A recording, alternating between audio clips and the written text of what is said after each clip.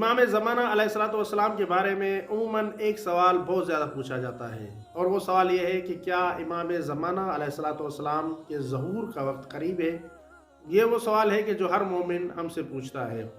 और यही सवाल जब हज़रत आयतुल्लाह उज़्मा मोहम्मद तक़ी बहजत रहमतुल्लाह अलैह से पूछा गया, तो हज़रत आयतुल्लाह उज़्मा मोहम्मद तक़ी बहजत ने फरमाया कि पहले हम सिर्फ़ जवानों को ये खुशखबरी देते थे कि वो इमाम ज़माना अलैहिस्सलाम का ज़माना दर्क करेंगे, और अब हम बूढ़ों को भी ये बशारत दे रहे हैं कि बूढ़े भी इमाम ज़माना अलैहिस्सलाम का ज़माना दर्क करेंगे।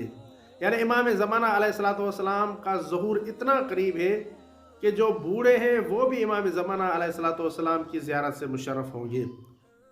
लिहाजा हमें चाहिए कि हम इमाम ज़माना अलैहिस्सलाम के ज़हूर के लिए आमादगी करें, हम खुद तैयार हों। जब हम तैयार होंगे तो इमाम ज़माना अलैहिस्सलाम के ज़हूर में ताख़ीर नहीं होगी।